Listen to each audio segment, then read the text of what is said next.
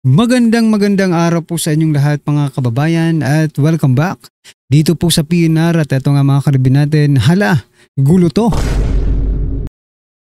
Bumaliktad na lahat na gulantang dito.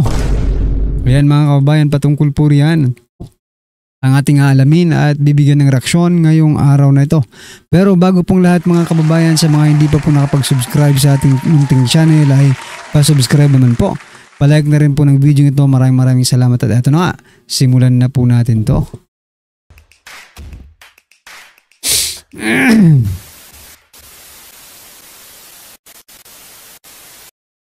So yan mga kababayan, bago po natin muling i-play ang video ito, pasadahan po muna natin ang mga nagte-trending na mga balita dito po sa mundo ng social media at unahin na po natin to. Nako, eto ombudsman mga kababayan. Ayan po ang balita mula po sa Abante News Online. Malacanang, dumistansya sa plano ng ombudsman na silipin Duterte drug war. Ayan. Ang ombudsman ay isang independent constitutional body kaya hindi kailangan ipaalam sa Malacanang kung ano ang gagawing aksyon. Yan mga kababayan. Ako po. Wala na talagang ibang problema ang ating bansa kung di Duterte, no? Wala nang ibang nakikita. Kahit mayroong korupsyon dito, nililihis ni Remulla ang kanyang mga mata at hindi niya po nakikita ang korupsyon. Kung di ang nakikita niya ay itong family, itong war on drugs ni former President Duterte. Itong si Senator Joel Villanueva, di ba? Walang nakikita si Remulla. Kung di itong bagay na itong mga kababayan, instead na mag-focus dito po, sa sinisigaw ng taong bayan na korupsyon sa infrastructure ng ating bansa. Mga proyektong infrastruktura, di ba? Na kung saan kasama po ang mga classrooms, mga flood control projects, di ba? Yan dapat ang inuuna ni Remulla pero kakaiba si Remulla. Hindi niya po nakikita ito, bagkus ang nakikita niya ay ang war on drugs. Ano pa bang sisilipin nyo? Diba? Ano pa bang sisilipin mo sa drug war ni former President Duterte? Yung tao nga, yung dating presidente nga nandun na sa dahig dahil sa kagagawan ninyo nung nandiyan ka pa sa DOJ. Tapos ngayon sisilipin mo na naman? Aray ko po, magsawa ka naman para umunlad ang ating bansa. Diba? Mag-focus ka naman sa mastermind. Hindi yung kung ano-ano ang di ba? Ay nako, Remulla. Mukhang sakit sa ulo si Remulla para sa taong bayan. Pero sa administrasyon, nako. Remulla is very very useful arm, no, ng administrasyon. Anyway, eto pa mga kababayan, Remulla. Eto, supalpalin natin to kung kaya natin supalpalin. Malamang kayo, may masasabi rin kayo dito no? Sabi po dito ni Remulla, mga kababayan, the whole time, hindi sila nagsasalita. Ngayon si Joel Villanueva who's been quiet about it. Ngayon, sinabi niya, he's being harassed. Pero, but ayaw niyang sabihin that thing has been revised. But di niya sinabi. Reverse pala, hindi revise, okay? Lakihan nga natin to. Tapos sabi pa po dito ni Remulla, we were upended by the fact that former Ombudsman Samuel Martires already released a decision in 2019 that nobody knew about except him and maybe Joel Villanueva. Ayan mga kababayan, no? Bakit daw ngayon lang nagsalita si Joel Villanueva and former Ombudsman Samuel Martires? Kasi nga po mga kababayan, hindi po nila itong si former Ombudsman ay hindi po mahilig magpa-press con. Ikaw, grabe ka kung magpa-press con, halos minuto, di ba? Eto susupalpalin natin to. Kasi sabi niya, hindi nagsasalita. Ngayon lang daw nagsalita. Huwag kang magmalinis. Ombudsman Remulla. Kasi kung nung nandun ka pa po sa DOJ, no? Tapos nahulihan ng illegal na droga ang anak mo, no? Hindi ka rin nagsalita. Pinalaya mo lang. 'Di ba? Ganun din ang sitwasyon na ito. 'Di ba? Most likely, no? Pero mas malala yung sa'yo kasi anak mo 'yun eh, 'di ba?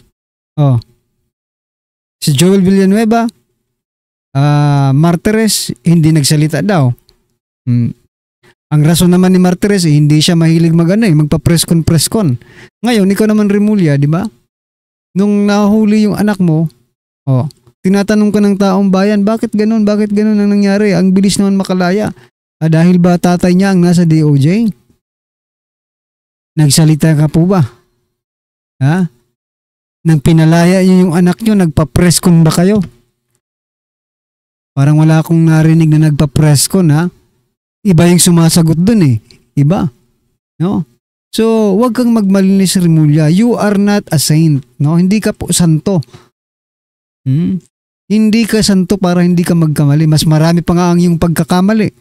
Isipin mo, dyan mismo ha, sa opisinang, hindi ka lang, bebel na tayo. Ha?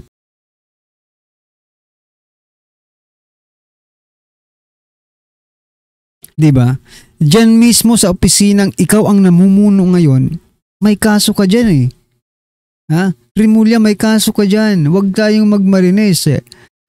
Mismong yung opisinang pinamumunuan mo, may kaso ka noon eh. Anong gagawin mo? Sabagay, dinismiss na eh. No? Dismiss agad eh.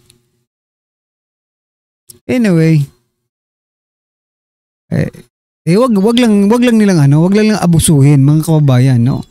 Kasi nakikita naman talaga natin that there is something wrong, no? Kung eto nga, iimbestigahan nila or ombudsman silipin daw yung Duterte drug war. Anong kalokohan na naman yan? Diba? Anong kalokohan naman yan? Anyway, eto pa mga kababayan, eto si Castro naman. Pakinggan niya natin to si Castro at bigyan natin ng reaction to, no? Tulungan niyo na po ang Pangulo. Tulungan niyo na po Nagmamakaawa ang Pangulo. na. Lahat po tayo tumulong sa Pangulo para iangat na po yung ekonomiya. Kasi kapag lagi pong may ganito na sitwasyon, negatibo yung tingin dyan eh. So baka hindi gumanda ang dating ng ekonomiya sa atin because baka puro negative ang makita ng ibang bansa. So aminado na kayo that the economy is going down, di ba? Nung nakarang araw lang sinasabi nyo magandang ekonomiya. Tapos ngayon, gusto mo tulungan na ng taong bayan si PBBM dahil pabagsak ng ekonomiya. Ano ba talaga, Auntie Claire? Ha? Ano ba talaga ang totoo? Parang dito umaamin ka na talaga, no? Na pabagsak na talaga ang ekonomiya ng Pilipinas, no? Ay nako. Kasi hindi kasi muna iniisip bago magsalita. 'Di ba? Puro ka lang kasi sip-sip ng sip-sip diyan sa amo mo. Do hindi na totoo yung sinasabi sometimes, no? Most of the time. Pero sige pa rin. Ito namang administrasyon na ito, napakawalang hiya. Napakakapal ng muka. Mali na nga ang pinagsasabi ng spokesperson nila, hindi pa sinisibak. Hindi natin alam kung sinasadya nila, 'di ba? Pero being a transparent, accountable, no? Elected by the people, you are the president, no?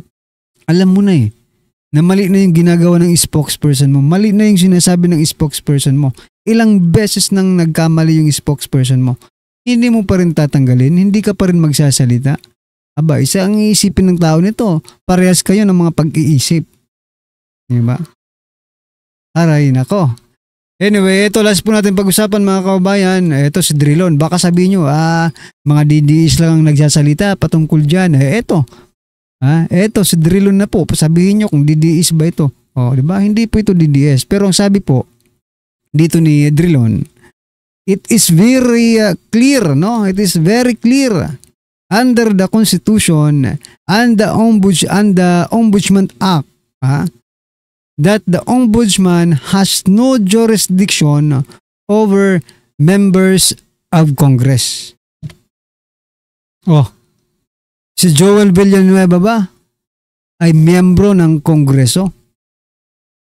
Oh, di ba? Opo. Nasa mataas na kapulungan po si Senator Joel Villanueva. O, ano ngayon ang ibig sabihin yan? Ha? May jurisdiction ba si Boying Rimulya? Wala, di ba? Sabi ni Drilon yan, ha? Oh, former Senate President Franklin Drilon defended the exemption of members of Congress from the disciplinary power of the Ombudsman vested under the 1987 Constitution, Philippine Constitution, noting that senators and congressmen are answerable only to their respective chambers through the Ethics Committee.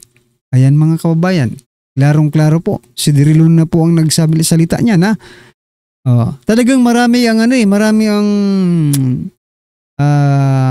nagre-react dito sa ginagawang harassment, no, ni Boying Rimulya dito kay Senator Joel Villanueva. Ano kaya yung motibo dito, no? Dahil ba nakikita nila na talagang nagsasalita itong si Senator Joel Villanueva against the corruption? Maybe yun po ang reason. Pero we're not very sure, but sometimes, no, yan yung naiisip natin eh. Kasi if you're against the government, talagang bibirahin ka in any way and any source of the government. As long as ito po ay pumapanig sa kanila. Lalo na if appointed by the president, di ba? Pero, pag ikaw naman po ay kakampi nila, kahit anong gawin mo, you're free to do it, di ba? Kung kanina nga lang nabasa ko hindi ko lang na-save, no? Yung Solgen, Solicitor General, makikipagtulungan kay Ombudsman Rimulya dito po sa flood control anomalies. Isipin mo yan. Anyway, mas maganda kung doon sila mag-focus, di ba? If not, kung Duterte na naman pong titirahin nila, pambihira kayo.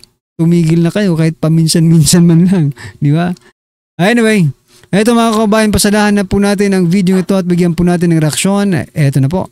Ito ang balitang viral at trending ngayon sa mundo ng social media na dapat malaman ng taong bayan. Senador Rodante Marcoleta, tinapos na di umano ang kahibangan ni Boying Rimulya. Mga opisyal ng DOJ hindi na nakapalag at tila di umano'y napaamin na. Totoo kaya ito mga kapanig? Ating alamin, pero bago ang lahat, kung bago ka pa lamang sa aming channel, ay huwag kalimutang mag-like, subscribe at i-click ang notification bell para mas maging updated ka palalo sa lahat pa ng mga bagong videos na i-upload namin. At yun na nga mga kapanig, mga opisyal ng Department of Justice di na nakapalag matapos kastiguhin at gisahin ang mga ito ni Senator Rodante Marcoleta. Ito ay patungkol sa nagaganap na investigasyon sa malawakang maanomalyang flood control scandal dahil di umano sa pagmamatigas nitong hindi tanggapin sa WPP or Witness Protection Program ang mag-asawang Diskaya na tinaguri ang pinakamalaking contractor sa bansa ng flood control projects. Nauna nang ipinunto ni Marcoleta na dapat maproteksyonan di umano ang mag-asawang Diskaya dahil tinumbok nila ang malalaking isda at ang pinaka-mastermind na sina Saldico at Martin Romualdez na hanggang ngayon ay malaya pa rin at hindi pa nakakasuhan. Git pa na naging DOJ Secretary na si Boying Rimulya na ngayon Ombudsman ay dapat umanong isauli muna ng mag-asawang Diskaya ang mga nakulimbat nitong bilyong-bilyong peso bago sila matanggap sa Witness Protection Program na agad namang binara ni Senator Marcoleta. Wala na ito sa batas at gumagawa lamang ng dahilan di umano si Rimulya at mga kasabwat nito sa pamahalaan para hindi matumbok ang di umano pinaka-mastermind na si Martin Romualdez na halata naman di umano pinoproteksyonan nito ng Marcos administration. Nang lumabas nga ang balitang ito ay umani agad ng samot-saring komento mula sa marami sa ating mga kababayan na kung saan ay marami nga sa kanila ngayon hindi napigilan ng kanilang sarili na maglabas ng kani-kanilang hinaing at komento sa mundo ng social media. At yun pa sa kanila, my idol, ang galing mong memorize mo ang lahat ng batas. Galing mong magpaliwanag kahit mababang pinag-aralan, maiintindihan. Palagi kang gagabayan ng Panginoon. God bless you always.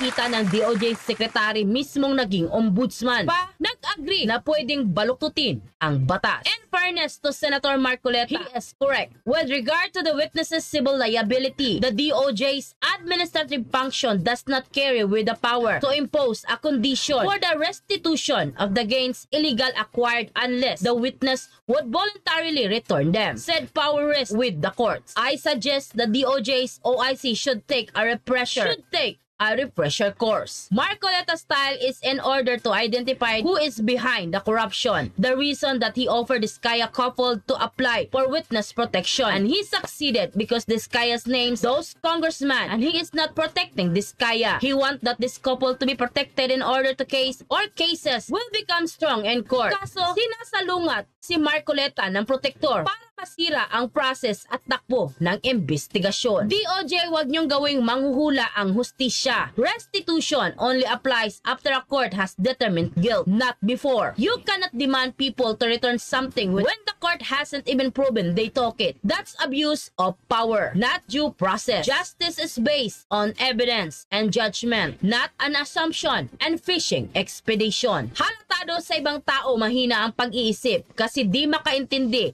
sa punto ng magaling na abogado tulad ni Sen Marcoleta. Sisingilin agad, wala pa ngang conviction. Paano isasauli yung pera na buo? Iyong natanggap mo ay kakarampot lamang. May porsyento si congressman at iba pang opisyal. Hirap makaintindi kung yung pag-iisip nila puro na lang bending the law. Wala nga sa batas Si Congressman Pulong, binanatan po si Bronner sa kanya pong pahayag dito po sa US missile na nilagay dito sa Pilipinas ay aabot ng China. Alam nyo, ito si Bronner, hindi natin alam kung nag-iimbita ba to ng gera with China o undiplomatic po yung mga ganitong pananalita. General.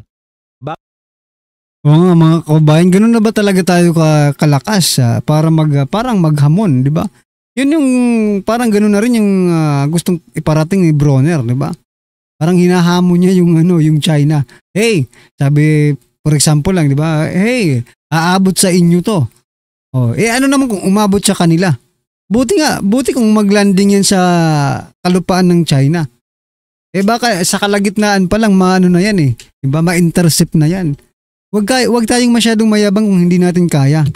Diba? I mean, magpakatotoo lang tayo mga kabayan kasi hindi lang buhay ninyo. Ha? Hindi lang buhay ninyong nakataya rito. Buhay ng sambayan ng Pilipino. Ha? Mga kababayan. Kaya dapat itong mga opisyal na ito dapat mag-ingat in behalf of the Filipino people. No? Mag-ingat kayo sa mga sinasabi ninyo. Ha? Buti sana kung may pipiliin yung for example na lang, di ba? Kung tirahin tayo ng China, pipiliin ba kayo? Baka nagtatago na nga kayo niyan eh. Mga ordinaryong Pilipino lang ang nasa lansangan. Di ba? Anyway mga kabayan, ano po ang inyong opinion, reaksyon patungkol po sa video ito? I-comment nyo na lang po. Maraming salamat. Please don't forget to like the video. Maraming salamat po.